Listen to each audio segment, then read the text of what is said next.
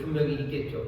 오늘 은혜가 넘치는 날입니다. 성탄의 기쁨으로 달려나왔고 또 주일 하나님 앞에 예배하는 이 복된 날 하나님이 주신 은혜가 우리 가운데 가득합니다. 이제 저 초에 불을 5개를 다 밝힐 겁니다.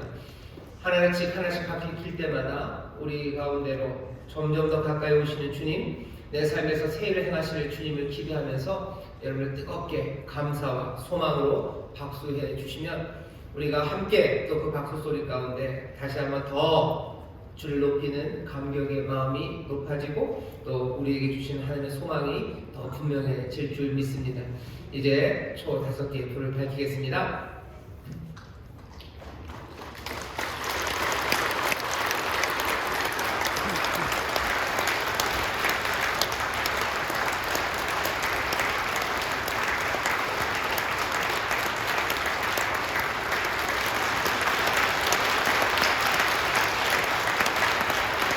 뜨겁게 감사 영광을 받습니다. 주님 우리 가운데 임하신 줄 믿습니다. 주님 우리 가운데 소망을 주시는 줄 믿습니다. 오셔서 우리를 구하시고 도우시는 줄 믿습니다.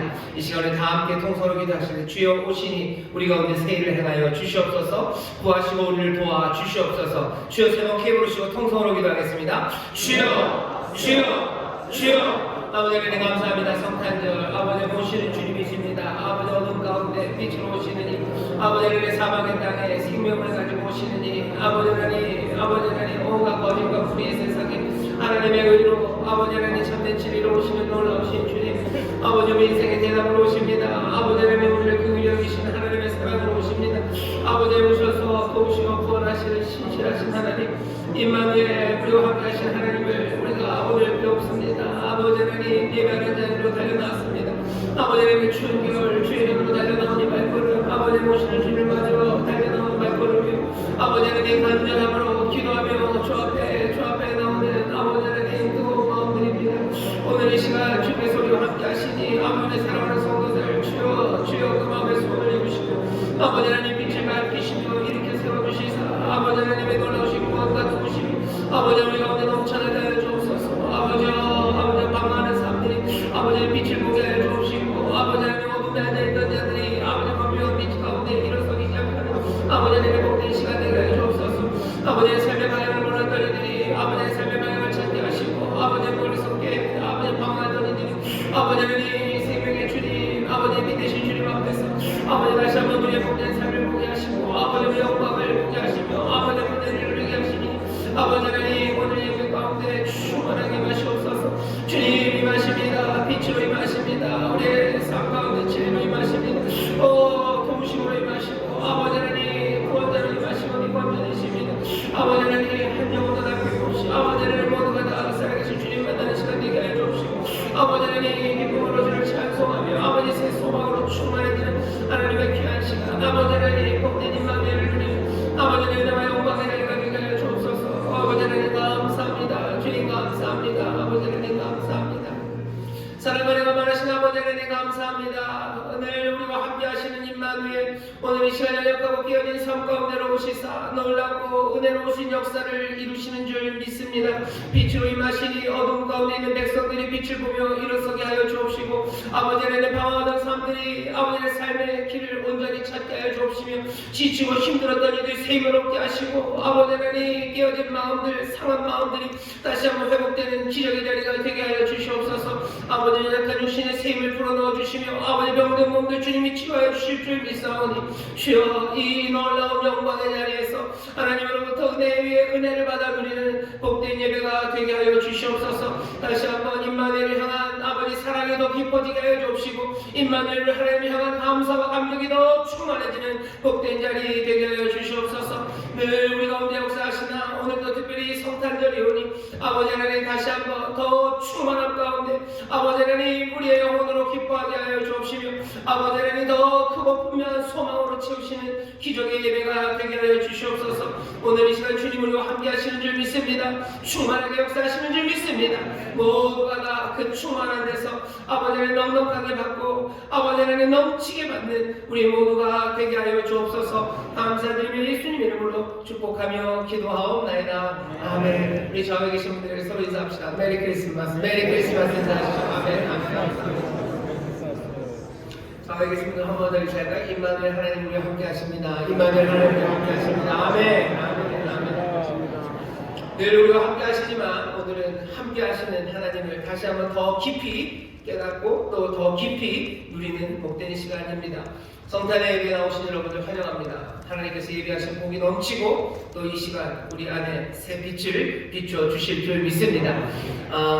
성탄절이 주일이라 조금 느낌이 다릅니다. 성탄절이 주일이 아니면 뭐가 조금 더 특별하죠. 그러니까 무슨 말구유 얘기도 하고 무슨 마구간 얘기도 하고 동방박사 얘기도 하고 그럴 텐데 오늘은 주일이라 조금 그거보다는 분위기가 엄숙합니다. 오늘 우리가 읽은 본문 말씀도 무슨 말구유 천사 얘기는 아니고요. 훨씬 심각한 이야기입니다. 무슨 진리, 빛, 생명 뭐 이런 이야기들, 영광 이런 이야기들을 합니다. 오늘 2022년 성탄절에 우리에게 주신 하나님의 말씀은요. 요한복음 1장 14절부터 18절까지 말씀 아버지의 품 안에서라는 제목으로 말씀을 전하려고 합니다. 오늘 말구유나 아니면 동방박사 이야기를 하지 않는 이유는 그냥 그것이 의미가 없어서가 아닙니다. 오늘 우리는 요한이라는 이 귀한 사도를 통해서요. 우리 오시는 예수님에 대한 이야기를 들어보려고 합니다. 마태는 동방박사 이야기를 꺼내 들어요. 그리고 누가만 해도 하늘에 가득했던 천사들과 목자들 그리고 마구간, 말구유 뭐 이런 이야기들로 우리로 예수님을 맞이하게 합니다. 하지만 요한은 좀 다른 방식으로 우리에게 예수님을 맞이하게 하죠. 오늘 2022년 성탄절 주일과 겹친 이날이요. 우리는 요한의 이야기를 좀 들어보려고 합니다. 요한이 우리에게 임하시는 임마누엘 그 놀라우신 영광과 신비를 우리 가운데 어떻게 설명하는지 그 말씀에 귀를 기울여 보려고 합니다.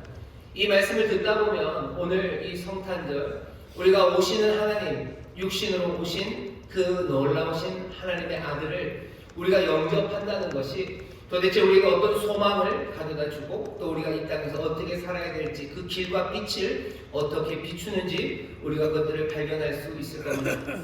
오늘 여기 우리가 어른들이 모였습니다. 아이들이 좀 보이지는 않는데요. 아이들은 혹시 선물 받으러 왔는지 모르겠지만 여러분들은 뭐 크리스마스라고 여기 선물 받고 과자 받으러 오신 분은 없으시잖아요. 하지만 여러분들 그보다 훨씬 더 위대한 것들을 오늘 말씀이 우리에게 전해 주십니다. 우리가 예수님을 왜 기다립니까? 왜 하나님을 그렇게 만나려고 그렇게 간절합니까? 우리 인생의 대답 질문들이 있어요. 그리고 그 질문은 아주 명확한 질문은 아닙니다. 뭐가 딱 부러지게 질문하기가 어려워요. 그래도 내 인생에 질문이 가득한 건 내가 압니다. 왜냐하면 내가 내 삶에 대해서 대답이 없기 때문이에요. 내가 내 삶에 대한 해답이 없어요. 사실은 질문도 애매하고 그러니 해답도 없는 게 우리들의 삶입니다. 오늘 요한복음을 통해서요. 어쩌면 우리의 삶에 대해서 오늘 이 말씀이 오시는 임마누엘이 대답을 해주실 텐데 여러분들 그 대답에 귀를 기울여 주셨으면 감사하겠습니다. 요한이 말구유를 꺼내지 않아요. 그리고 동방박사 이야기를 하지 않습니다. 그 대신 우리가 읽는 이 요한복음 1장 1절부터 18절 소위 말하는 요한복음의 서론에서요. 거대한 이야기들을 꺼냅니다. 말씀, 하나님, 창조, 생명, 빛, 진리 뭐 이런 거대한 이야기들을 꺼냅니다. 거대한 이야기를 꺼내는 이유는 우리에게 겁주려고 하는 거 아니에요. 알 수 없는 뭔가 추상적인 이야기로 우리를 혼란하게 하려는 게 아닙니다. 요한복음이 처음부터 끝까지 그렇고요. 특별히 여기 있는 이 서론에서도 요한은 우리에게 아주 강력한 요구 하나를 내놓는 겁니다. 뭐냐면 거부하든지 아니면 영접하든지 둘 중에 하나 하라고 요구하는 거예요. 성탄절은 모두가 다 즐거운 시간이 아닙니다. 성탄절은 우리에게 요구하는 시간이에요. 거부할 거냐 아니면 받아들일 거냐 그것들을 요구하는 겁니다.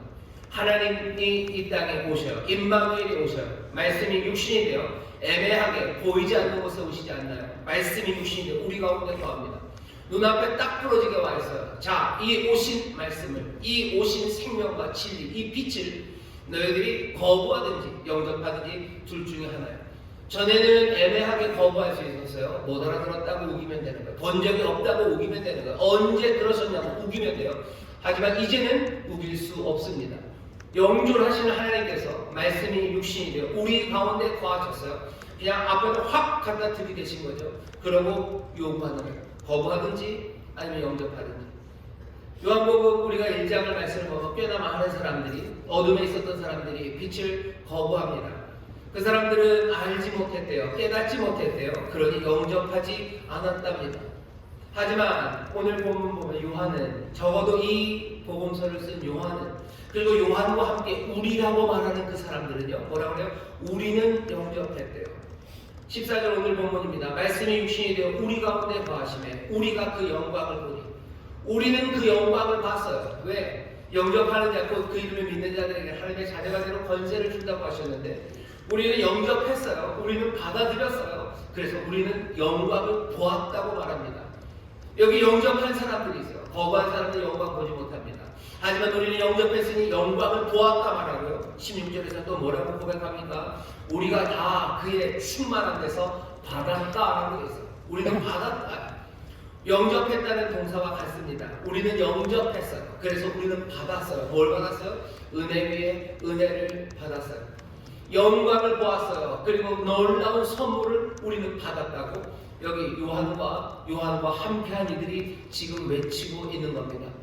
이 성탄절에 우리가 이 요한과 함께 믿음을 가진 우리가 똑같이 해야 되는 건 뭐죠?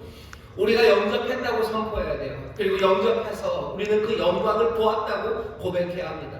우리는 은혜를 받았다고, 우리는 그 귀한 선물을 받았다고 고백해야 되는 것, 그것이 지금 이 성탄절에 우리가 해야 할 일인 줄 믿습니다. 여러분 영광을 보셨습니까? 은혜를 받으셨습니까? 어떻게 그러셨어요? 영접하셨기 때문에 그 빛, 말씀, 생명, 그 하나님을 우리는 영접하고 그 영광을 보고 그 은혜, 그 귀한 선물을 다 받은 사람들인 줄 믿습니다. 아닌 분들이 보니까 많이 줄었어요. 이제 27%만 아는 것 같으셔요. 대답을 안 하시는 분들이 계신데, 우리가 영접하면 영광을 보고 그리고 그 은사, 선물을 누린다고 고백하는 사람들이 되는 게 분명합니다. 근데 문제가 있죠. 요한은 지금 자기가 본 것 그리고 자기가 받은 것을 얘기하는데, 우리도 뭔가를 영광을 보았어요. 그리고 영광 가운데 그 은사, 선물을 누렸습니다. 하지만 조금은 더 잘 알고 싶어요. 왜? 우리가 막상 받았다고는 얘기하지만 우리가 받은 게 뭔지 조금은 애매합니다. 말씀을 읽는 이유예요. 우리가 하나님을 압니다. 그런데 하나님을 제대로 아는 것 같지가 않아요. 좀 더 귀 기울이고 또 이 말씀 가운데 이 설교의 시간이 필요한 이유입니다. 설교가 필요하고 가능한 이유는요, 여기 있는 담임 목사가 똑똑해서가 아니에요. 오늘 여기 말씀 18절 제일 끝을 보세요. 본래 하나님은 본 사람이 없습니다. 이 단에서 얘기하는 건 다른 이야기하는 거 아니에요. 하나님 얘기하는 거죠. 하나님을 보지도 못하고 어떻게 얘기합니까? 여러분 그런 생각 안 드세요? 여기 있는 이 사람이 지가 뭐라고 하나님 본 적도 없고 그래서 하나님 얘기를 한다고. 맞아요. 저도 하나님 본 적 없습니다. 본래 하나님을 본 사람이 없어요. 하지만 아버지 품속에 있는 독생하신 하나님이 나타내셨느니라. 하나님을 본 사람은 아무도 없지만 독생하신 하나님, 우리가 알고 있는 그 예수 그리스도, 말씀이 육신이신 그분이 하나님을 나타내셨습니다. 하나님을 나타내셨다는 건 하나님을 해석하셨다는 거예요. 하나님이 어떤 분인지 내보이셔서 우리로 알게 하셨어요. 저는 하나님을 본 적 없습니다. 그런데 하나님은 모릅니다. 하지만 말씀이 육신이 되신 예수 그리스도, 우리 주님께서 우리 앞에 들이미신 거예요. 그 말씀으로 들이미시고, 그리고 그 성경의 기록으로 들이미시고, 그 삶으로 들이미시면서 하나님이 누구인지 우리에게 나타내셨습니다. 그러니 우리가 지금 하나님을 이야기하는 거예요. 아무도 하나님 본 사람이 없지만 어떻게 하나님 얘기합니까? 여기 있는 이 예수 그리스도, 말씀이 육신 되신 그 아들이 우리에게 하나님을 드러내셨기 때문에, 하나님 여러분들 그러니 모른다고 하지 마세요. 본 적은 없어요. 하지만 모르지 않습니다. 왜? 여기 독생하신 하나님, 우리의 예수 그리스도가 그 하나님을 우리에게 나타내시고 해석하시고 알려주셨기 때문입니다. 여러분들 옆에 있는 분들에게 얘기하셔요. 우리가 하나님을 이젠 좀 압니다. 우리가 이제 하나님을 좀 압니다. 우리가 이제 하나님을 좀 압니다. 내가 똘똘해서 아니에요. 내가 머리가 좋아서 척하면 삼천리라 하는 것 아니고, 내가 가서 보고 하는 것 아니고, 예수 그리스도 그분 때문에 내가 알아요. 자, 그러면 그분 예수 그리스도 말씀이 육신이 되시니까 하나님에 대해서 도대체 뭘 알려주셨습니까? 하나님에 대해서 뭘 알려주셨습니까? 그리고 하나님에 대해서 뭘 알려주시고 우리에 대해서 뭘 알려주셨습니까? 많은 것을 알려주셨지만 오늘 이 성탄의 아침에 요한복음을 통해서 오늘 읽은 본문을 통해서 예수님이 우리에게 알려주시는 것 하나 여러분들에게 분명히 전해드리려고 합니다. 그거는 오늘 설교의 제목 그대로예요. 우리가 어디서 삽니까? 우리는 아버지의 품 안에서 사는 사람들입니다. 이게 임마누엘 되신 말씀이 육신이 되신 예수 그리스도가 오늘 우리에게 알려주시려고 하는 바예요. 18절 보십시오. 본래 하나님은 본 사람이 없어요. 하지만 아버지의 품속에 있는 독생하신 하나님이 말씀이 육신이 되어 우리 가운데 거하셨다라는 뜻은요, 우리의 삶과 그 예수 그리스도의 삶이 이제 연결되었어요. 그리고 그 연결된 예수 그리스도께서 우리를 그 그리스도 하나님의 아들의 삶으로 우리를 불러내십니다. 그런데 그 아들이 사는 곳이 어디인지를 우리에게 알려줘요. 아들은 어디에 계십니까? 아버지의 품속에 있습니다. 아들은 아버지의 품속에 계셔요. 그럼 우리는 멀리 떨어져 있지 않습니까? 염려하지 마세요. 우리로 하여금 그 아버지의 품에 거하게 하시려는 분이 예수님이셔요. 요한복음 14장에 보면 여러분들 잘 아시는 말씀입니다. 예수님이 어디론가 가려고 하셔요. 그러니 제자들이 겁내하죠. 14장 1절입니다. 너희는 마음에 근심하지 말라. 하나님을 믿으니 또 나를 믿으라. 내 아버지 집에 거할 곳이 많도다. 그렇지 않으면 너에게 이르렀으리라. 내가 너희를 위하여 처소를 예비하러 가노니 가서 너희를 위하여 처소를 예비하면 내가 다시 와서 너희를 내게로 영접하여 나 있는 곳에 너희도 있게 하리라. 아들이 아버지에게로 가시는 거예요. 아들이 아버지에게로 갑니다. 말씀은 하나님과 함께 있었어요. 말씀은 하나님과 함께 있었지만 구체적으로 얘기하시죠. 아들은 아버지의 품에 있습니다. 요한복음 1장 1절에서는요, 그 말씀이 하나님이라고 그랬어요. 근데 오늘 본문에 보면 그 말씀은 하나님의 독생자시죠. 독생하신 하나님이에요. 그 1장 2절에 보면 말씀은 하나님과 함께 계셨어요. 하지만 18절을 보면 뭐라고 그랬어요? 그 말씀은 이제 아들이 되어 아버지 품 안에 있습니다. 자, 아들이 아버지께로 가는 거예요. 말씀이 하나님께로 갑니다. 왜 가셔요? 우리를 위해서 처소를 예비하러 가셔요. 우리의 거할 곳을 예비하러 가셔요. 여러분 이제 어떻게 상상하셔요? 아들이 아버지께로 가서 우리의 거할 곳, 뭔가 집을 좀 마련해 주시려나 보다. 무슨 맨션을 지어 주시려나, 뭘 하시려나, 전망 좋은 뭐 리조트 같은데. 잘 보셔요. 내가 너희를 위해서 처소를 예비하러 간대요. 포토스입니다. 제가 장소를 예비하러 가요. 근데 그 장소는 어디냐면요, 나 있는 곳입니다. 말씀이 있는 곳, 바로 거기에 장소를 예비합니다. 말씀은 어디 계셨는데요? 1장에서 말씀은 하나님과 함께 계셨어요. 하지만 좀 더 구체적으로 어떻게 드러내셨습니까? 아들이 아버지의 품에 거하셔요. 말씀은 어디에 있습니까? 하나님과 함께 계시죠. 아들은 어디 계십니까? 아버지의 품에 계십니다. 우리를 위해서 예비하시는 그 처소는 나 있는 곳이라고 하셨어요. 말씀이. 그리고 우리에게 임하신 그 하나님의 독생하신 아들이 우리에게 당신이 거하시는 그곳에 우리도 거하게 하신대요. 우리가 알고 있는 이야기는 뭡니까? 요한복음 1장에서 아들은 어디 계셔? 아버지의 품 안에 계셔. 우리를 위해서 예비하시는 처소는 다른 건 아닙니다. 아버지의 품 안이에요. 영원한 나라에서도 아버지의 품 안이라고 하는 그곳에서 살아갈 거고, 지금 이 땅에서도 우리가 영생을 누린다면 우리는 어디로 인도받습니까? 아버지의 품 안에서 살아가는 그곳으로 우리는 인도받습니다. 우리를 위해서 예비하시는 처소, 그곳이 아버지의 품 안이라는 것. 여기 말씀이 육신이 되어 우리 가운데 거하시니까 이제는 우리의 삶을 몽땅 다 끌어안아서 우리로 하여금 당신이 거하시는 그 처소가 우리의 처소가 되게 하시려는 것. 그러니 성탄의 이 귀한 아침에 우리가 영접해야 되는 것은 우리에게 마련하신 그 처소가 다른 곳이 아니라 아버지의 품이라는 사실입니다. 여러분이 아버지의 품 안에서 사는 분들이심을 믿으시기를 주의 이름으로 축원합니다. 주님이 거기 계셔요. 말씀이 거기 계셨어요. 아들이 아버지의 품 안에 있는 것처럼 우리는 아버지의 품 안에 살아갑니다. 오늘 이 성탄에 영접해야 되는 것, 어쩌면 거부하지 말고 영접해야 되는 건 이 진리입니다. 우리는 아버지의 품 안에서 살아가는 사람이에요. 이 분명한 것을 우리에게 보여주시려고. 사실은 말이 안 되죠. 우리 같은 사람이 어떻게 하나님의 품 안에서 삽니까? 우리가 우리를 좀 잘 알지 않습니까? 우리는 좀 가망이 없어 보이는 사람들이에요. 가망도 없어 보이고 능력도 별로 별변치 않고 능력이라는 게 있어봐야 그거 가지고 그냥 그렇게 썩 잘 사용하지도 않아요. 그거 갖고 내 인생을 속이기도 하고 남의 인생을 속이기도 하며 살아가는 게 우리들입니다. 이런 우리를 하나님의 품 안에 거하게 하시는 것 가당치 않은 것처럼 보여요. 어떻게 사람이 하나님의 품 안에 삽니까? 말씀이 육신이 되셔서 우리 가운데 거하신 이가 보여주셨어요. 육신으로 사셨던 그 예수 그리스도 어디서 사셨어요?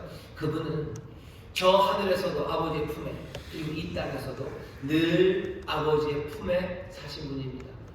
그 이야기는 못나고 부족한 우리들도요, 이 땅에 살아가는 동안에, 아니 어쩌면 우리의 이 육신이 부활의 몸으로 바뀐 그 이후라도 우리의 삶은 뭐라고 얘기할 수 있어요? 아버지의 품 안에서 살아가는 삶이라고 말할 수 있습니다. 뭘로 보여주셨어요? 말씀이 육신이 되어 우리 가운데 거하신, 정말로 우리 같은 이 몸으로 사셨던 그 예수님, 그 독생하신 하나님께서 아버지의 품 안에서 살아간다는 것을 우리에게 분명히 보이시고 우리를 그 품 안의 삶으로 인도해 가시기 때문인 줄 믿습니다. 자격이 없지만 우리 그렇게 삽니다. 그게 우리에게 주시는 약속입니다. 이 새로운 가능성을 영접하라고 합니다. 영접하겠니? 거부하겠니? 영접하겠니? 빛이 그렇게 와요. 생명이 그렇게 옵니다. 진리가 그렇게 와요. 우리가 그거 영접하면 거기서 뭘 볼까요? 영광을 볼 거예요. 내 삶의 영광은 그리스도가 말씀이 육신에서 되신 분의 영광을 어디서 봅니까? 육신인데 어디서 봐요? 그 품 안에 거하는 그 삶이 영광이었다고 요한과 함께 했던 사람들이 고백하지 않습니까? 우리가 거기서 영광을 받았다고 얘기하죠. 우리가 거기서 은혜를, 선물을 받았다고 얘기하죠. 다른 삶이 아니에요. 육신이 되어 우리가 거기 오셨던 바로 그분이에요.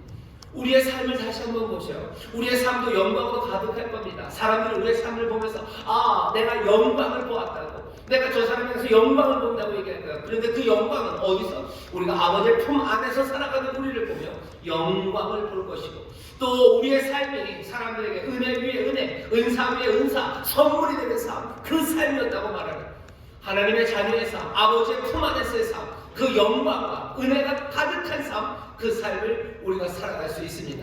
이 가능성을 열어주신 거예요. 그게 성탄에 우리에게 내어놓으시면서 거부하겠니? 아니면 영접하겠니? 요구하는 선택지입니다. 여러분 어떻게 하시겠습니까? 영접하시겠습니까? 아버지 품 안에서의 삶을 영접하시겠습니까? 거기에 영광이 가득하고 거기에 은혜가 가득함을 여러분들 영접하시겠습니까? 그러면 영접하는 자, 그 사람에게는 하나님의 자녀가 되는 권세를 주신다고 하셨어요. 하나님의 자녀, 그 품 안에서 그 권세로 살아가시기를 주의 이름으로 축원합니다. 주의 이름으로 축원합니다. 이 성탄에 우리 인생에 대한 답들을 서서히 주시기 시작하죠. 우리는 아버지의 품 안에 삽니다. 거기에 영광과 은혜가 가득합니다. 그렇게 살아가는 사람들에게 하나님의 자녀가 되는 권세를 주신답니다. 여기서부터 문제가 생겨요. 뭐냐? 아버지의 품 안에서 살아가야 되는 삶이라는 것, 그것은 여러분들 굉장히 의존적으로 살아가는 삶입니다. 아버지의 품 안에서 살아가는 건 의존하며 살아가는 거예요. 의지하며 살아가는 거죠. 하나님의 자녀의 권세로 산다는 건 여러분 어떻게 생각하셔요? 하나님의 자녀의 권세로 산다고 할 때 여러분들 마음에 딱 드는 생각이, 하나님의 능력이 많으시고 하나님은 부유하셔. 하나님의 자녀는 그러니 하나님의 능력을 주시고 나의 삶을 부유하게 하셔서 어떻게 해요? 나도 어디 가서 뭐나 꽤나 하면서 떵떵거리면서 살 수 있겠구나, 자신감 넘치게 살 수 있겠구나, 내가 하고 싶었던 걸 하며 살 수 있겠구나 라고 생각하신다면 여러분 다시 생각해 주세요. 내 아버지의 부유함과 내 아버지의 풍요로움, 그 힘을 내가 가지고 내가 나가서 잘 살겠다는 생각, 그 생각이 든 사람들은 딱 누구와 똑같습니까? 누가복음 15장의 그 탕자와 똑같아요. 탕자, 아버지가 부유함을 알아요. 아버지의 부유함을 알아요. 유산을 달라하죠. 그리고 어떻게 그 품에서 살지 않습니다. 그리고 떠나가는 거예요. 떠나갑니다. 떠나가서 살아가요. 우리가 아버지의 품 안에서 산다는 것, 우리에게 뭐랄까 전에 꿀 수 없었던 소망과 그리고 그 영광과 그리고 은사가 충만한 은혜로 충만한 삶을 살게 하셔. 거기까지는 좋아요. 하지만 계속해서 그렇게 살 수는 없을 것 같아요. 계속해서 그렇게 사는 건 아니라고 생각합니다. 떠나야 된다고 생각하는 거예요. 하지만 우리가 아버지의 품 안에서 살아가는 삶은요, 우리에게 주시는 영생이에요. 우리는 영원히 아버지의 품 안에서 살아갈 겁니다. 아멘 하시는 분 있으시죠? 예, 아멘. 네, 저도 그게 참 좋습니다.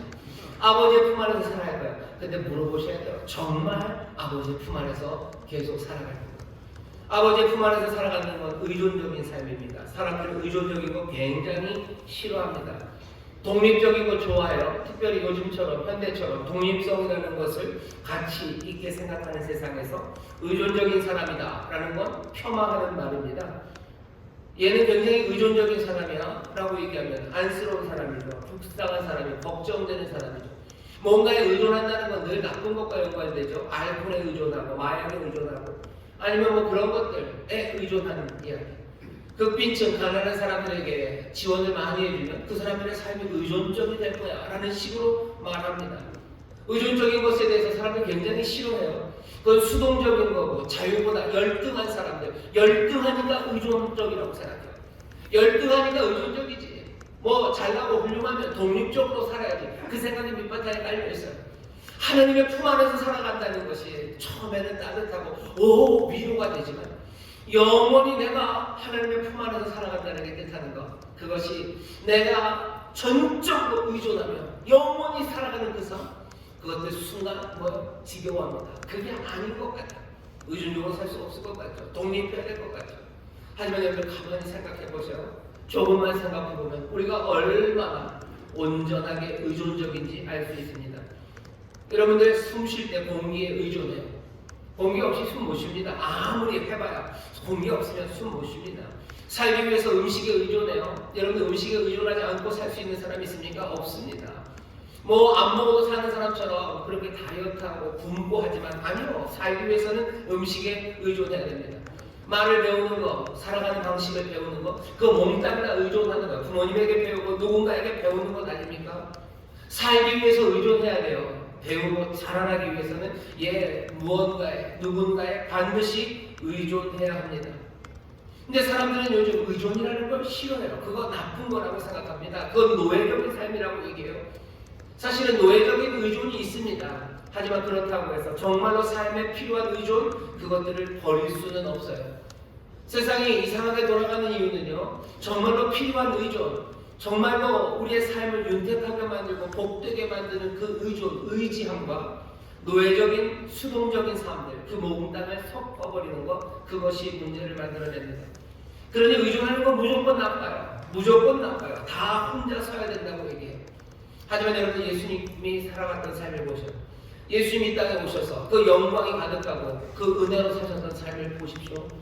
예수님은 어떻게 사셨어요? 요한복음 1장에 있는 이 말씀 그대로입니다. 아버지의 품 안에서 사셨어요. 아버지의 품 안에서 산다는 건 아버지를 의존하며 삽니다.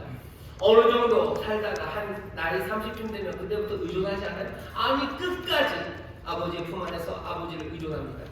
하는 말 몽땅 아버지의 말을 해요. 하는 모든 행동들 아버지가 원하시는 그 일 합니다. 무엇을 하건 아버지를 의지하며 그 일을 합니다. 예수님이 이 땅에 사시면서 전적으로 아버지에게 의존하며 사셨어요. 자기의 생명을 삶을 아버지의 손에 다 맡겨요. 여러분들 예수님 십자가에서 돌아가신 이야기 보면 마지막 숨 하나까지 아버지여 내 숨을, 내 호흡을, 내 생명을 아버지 손에 부탁하나이다. 마지막 숨 하나 내쉴 때까지 몽땅 다 아버지에게 내어드렸던 분이 예수님이셔요. 그 삶이 노예적인 삶입니까? 그 삶이 수동적인 삶이라 정말 별 볼 일 없는 삶입니까? 아니죠. 요한이 뭐라고 그래요? 우리가 그 영광을 보았대죠. 거기에서 은혜 위에 은혜, 선물과 선물이 되는 삶을 우리가 보았다고 그러죠. 의존하는 삶이 가치 없는 삶이라고 사람들이 얘기해요. 의존하는 삶은 노예적인 삶이라고 얘기해요. 아니 아버지의 품 안에 살아가는 사람들, 그것이 내게 영생이라고 생각하는 사람들 다시 한번 보셔야 돼요. 나는 평생 의지하고 살아갈 사람, 나는 하나님의 품 안에서 내 아버지를 의지하며 의존하며 살아가야 될 사람임을 여러분 기억하시기를 주의 이름으로 축원합니다. 요즘 들어서 찬송가 342장이 전 굉장히 좋아요. 세월 지나갈수록 의지할 것뿐이 있어요. 의지하는 내들을 더욱 의지합니다. 여태껏 의지하고 살았으니 이제는 독립하며 살겠습니다가 아니에요. 의지하는 내들을 내가 더욱 의지합니다. 세월 지나갈수록 이만큼 채워주셨으니 이만큼 내가 배웠으니 이제는 더 이상 의지할 필요 없습니다가 아니라 세월 지나갈수록 의지할 것뿐일세라고 노래합니다. 성탄 우리가 배우는 거고요. 우리가 하나님의 품 안에 살아요. 자격 없지만 품 안에 품어 주셨어요. 그 말씀이 육신이 되어 우리 가운데 거하시니까 아버지의 품 안에서 살아가는 삶의 영광과 그 놀라운 은혜를 우리에게 보이시고 뭐하는가 우리를 그리로 부르시는 거죠. 내 아버지의 집에 거할 곳이 많다. 나 있는 곳에 너희도 있게 하겠다 하시며 우리를 그리로 부르시는 거예요. 아버지의 품 안으로 부르시는 거예요. 여러분들 의지하며 사시기를 주의 이름으로 축원합니다. 의지하며 사시기를 주의 이름으로 축원합니다. 예수님 분명히 그렇게 사셨어요. 근데 사람들은 그게 아니라고 우기며 살지만 우리는 그렇게 살아가지 않습니다. 모든 것들을 아버지에게서 받을 것 기대하셔. 아버지가 가르치시는 모든 것들을 내가 배울 것을 여러분들 기대하십시오. 배움이 끝나지 않았어요. 그리고 받는 것이 끝나지 않았어요. 자녀가 되는 권세라는 게 뭔 것 같으세요? 자녀가 되는 권세는요, 받는 권세입니다. 자녀의 권세는 아버지에게 받는 권세지. 내가 아버지 유산, 힘 그거 가지고 어디 나가서 땡땡거리고 뭐 사는 거 그게 자녀의 권세가 아니에요. 그건 뭐예요? 그걸 찬탈해서 가서 지멋대로 사는 그냥 뭐 지멋대로 사는 삶이지 그게 자녀의 권세가 아닙니다. 자녀는 받는 권세요. 자녀는 배우는 권세입니다. 받고 배우며 자라라는 것 그것이 자녀가 받는 권세요. 영접하는 자, 곧 그 이름을 믿는 자들에게는 하나님의 자녀가 되는 권세를 주신다 하셨어요. 우리의 삶을 아버지 품 안에 두신다고 하셨어요. 아버지 안에서 받으시기를 주의 이름으로 축원합니다. 아버지 안에서 배우시기를 주의 이름으로 축원합니다. 아버지 의지하시고 주님 의지하시기를 주의 이름으로 축원합니다. 주의 이름으로 축원합니다. 사람들은 네 멋대로 살아야지 그게 뭐냐고. 아니 나는 하나님 의지하며 살아요. 네가 찾아야지. 아니 나는 배우며 삽니다.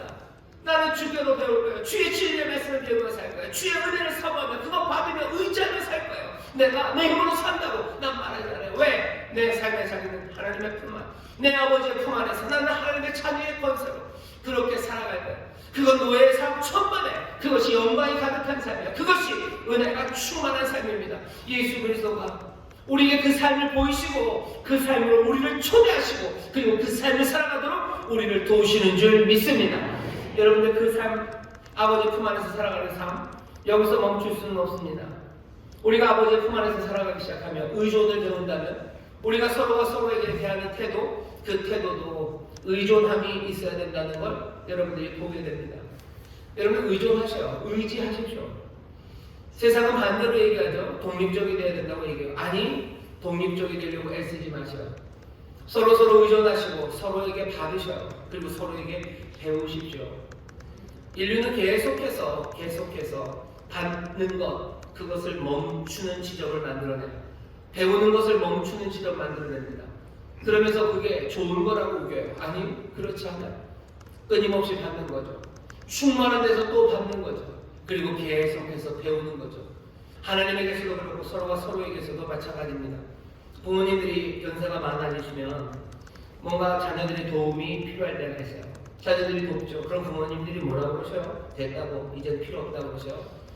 배려하는 마음에 그렇게 하실 겁니다. 배려하는 마음에 그렇게 하지만 그렇게 하는 윗바닥에 뭐예요? 도움받으면 안 된다는 생각이 있는 거예요. 도움받으면 안 돼요. 내 앞가림은 내가 해야 되는 게 맞다는 생각이에요. 여러분들 우리가 하나님의 품 안에서 삽니다.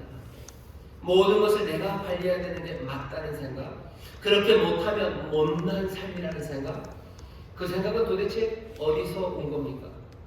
누가 그 생각을 가르쳤습니까? 수천 년 동안 아마 인류의 문화 안에서 그것들이 하나하나 쌓여져 갔을 거예요. 하지만 이것의 근거는 하나님으로부터 나온 진리는 아닙니다. 왜 받는 것을 멈춰야 됩니까? 왜 배우는 것들을 멈춰야 됩니까? 계속해서 배울 수 있는 것 아닙니까? 계속해서 받을 수 있는 것 아닙니까?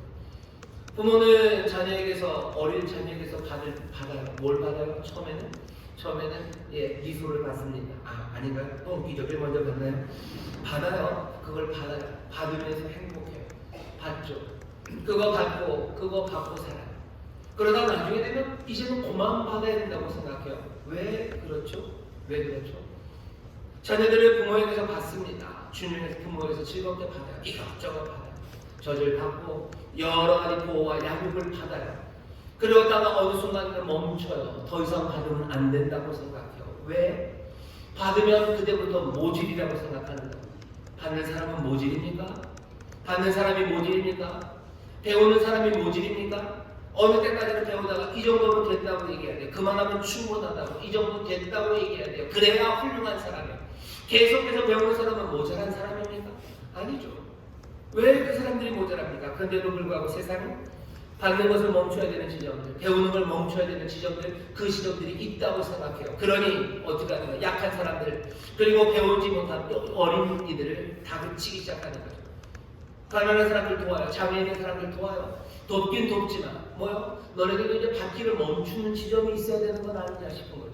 아이들을 가르칩니다. 하지만 이제 언제 그만 가르쳐야 돼요. 니네들도 이제 다 배워서 졸업하고 끝나고 사회에서 뭔가 기능을 발휘할 수 있는 그런 쓸모있는 부품이 되고 빨리 그렇게 되어야 되는 건 아니냐, 홀로 서야 되는 건 아니냐, 그렇게 다그쳐가는 거예요. 그러니 언젠가는 멈춥니다. 배우는 것도 멈추고 받는 것도 멈춰요. 그리고 혼자 서기 시작하죠. 그렇게 만드는 세상은요, 이건 야멸찬 세상이에요. 야멸찬 세상이고, 그리고 혼자 서면 어떻게 될 것 같으세요? 아무도 받지 않아요. 아무도 더 이상 배우지 않아요. 그러면 그냥 혼자 서 있는 세상, 그 세상은 살아갈 수 없어요. 근데도 사람들은 그렇게 만들어 갑니다. 아니, 그렇게 우리를 짓지 않으셨어요. 끊임없이 받아요. 끝까지 받아요. 모두가 다 그 품 안에서 받고 또 배우고 삽니다. 부모 시간이 지날수록 아이들한테 받을 수 있어요. 받는 방식이 좀 달라지겠죠. 요청하는 방식이 달라지겠죠. 배우는 방식이 달라지고 또 배우는 그 모습들, 양은 달라지겠지만 끊임없이 서로가 서로에게 주고 그리고 받으며 의존하며 살아가는 겁니다. 의존하는 사람들, 독립적인 사람들은 없어요. 모두 다 의존하며 사는 거예요. 모두 다 의지하며 사는 거예요. 의지하는 방식들 새롭게 배워야 되겠죠. 나이가 들면 예전처럼 의지할 수가 없어요. 하지만 여전히 부모님 의지하며 살아야 되는 거죠. 부모님 돌아가시면 알죠. 내가 부모님을 돌보는 줄 알았어요. 내가 부모님 돌보고 나는 혼자 서고 이제 부모님을 내가 돌봤다고 생각. 아니요. 부모님 돌아가 보시면 다 압니다. 내가 쓰러질 것 같은 걸 아는 거예요. 내 삶을 지켜내고 내가 내 부모님에게서 내가 여지껏 받고 있었던 것이 달라졌죠. 하지만 내가 받고 있음을 알아요. 받고 살았음을 깨닫게 되는 거예요. 모두가 다 받으며 삽니다. 그리고 배우며 삽니다. 이 일을 깨닫지 못한다면 우리는 어떻게 되겠습니까? 서로가 서로에게 상처가 되고 결국은 넘어질 수밖에 없을 거예요. 가정도 마찬가지예요. 가정에서 여러분들 내 자녀들 다 데려갔어요. 애들 공부시킬 만큼 공부시켰고 뭐 띄워줄 만큼 다 띄워줬어요. 그러니 이제 넌 나가서 독립해요. 여러분 자녀 내보낼 겁니까? 내보내요? 어차피 딴 데 사니까 걔는 걔대로 살고 나는 나대로 살아요? 그럼 이제 남남이죠. 아무 관계 없는 거죠. 아무 관계 없이 혼자 살면 살 수 있습니까? 아니요. 쓰러지는 거예요. 내가 자녀가 다 컸는데 나는 뭘 받습니까? 받아야 돼요. 내 자녀는 나에게 뭘 받습니까? 내 자녀는 나에게 받을 게 있어요. 내가 줄 게 있어요. 줄 게 있고 받을 게 있어요. 함께 나눌 게 있습니다. 의지할 게 있어요.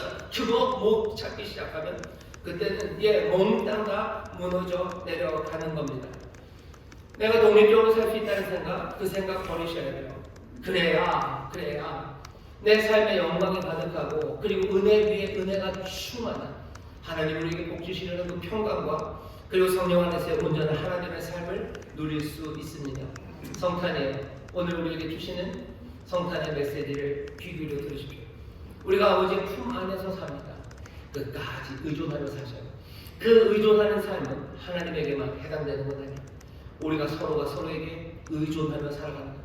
의존하는 게 나쁜 게 아니에요. 여러분들이 기대는 사람들 못났다고 뭐라고 하지 마셔요. 여러분들 안 기대려고 빳빳이 서려고 하지 마셔요.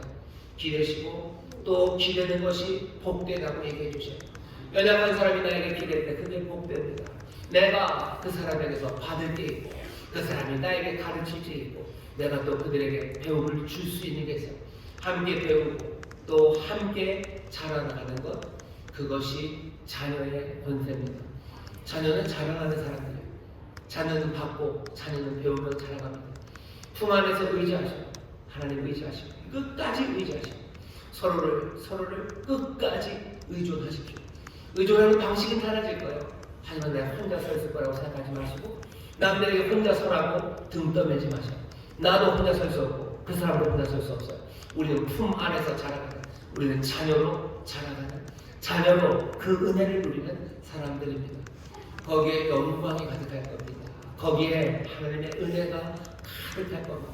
하나님의 품 안에서 하나님을 의지하시고 서로 끝까지 의지하며 살아가는 그런 우리의 육체의 삶이, 그것이 영광의 삶이고 복된 삶이죠. 빛이 가득한 삶이라고 주께서 우리에게 가르치시고 말씀에 본을 보이셨습니다. 사랑하는 모든 성도 여러분들, 하나님의 품 안에서, 서로의 품 안에서 하나님께 의지하며 서로 의지하며 살아가시기를 주의 이름으로 축원합니다. 기도하겠습니다. 하나님 감사합니다. 성탄 아버지 인생에 대하여 주께서 보이십니다. 말씀이 육신이 우리 가운데 거하시며 육신으로 이 땅에 사시며 정말로 영생, 영광이 가득한 삶을, 은혜 위에 은혜가 충만한 삶을, 진리와 빛 생명으로 살아가는 삶이 무엇인지 우리에게 보이신 주님, 주께서 거하신 곳 아버지의 품이라고 말씀하시고 우리를 그리로 부르신, 우리도 아버지의 품에서 영원히 살아가는 복된 자녀들 되게 하여 주옵소서.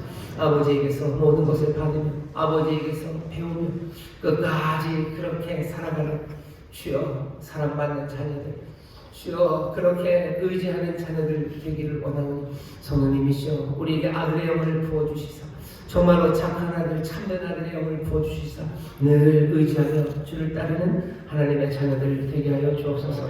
성령님 우리를 하나로 묶으시되 서로가 서로의 품 안에서 의지하는 자들 되게 하여 주옵시고 아버지는 홀로 서라고 다그치는 일들 없게 하시고 아버지 하나님 우리의 연약함을 서로 부딪히며 아버지 하나님 서로 받으며 주며 가르치며 배우며 아버지 하나님 그렇게 영광스러운 삶을 아버지 생명 충만한 삶을 누려 사는 우리 모두가 되게 하여 주옵소서. 감사드리며 예수님 이름으로 축복하며 기도하옵나이다. 아멘.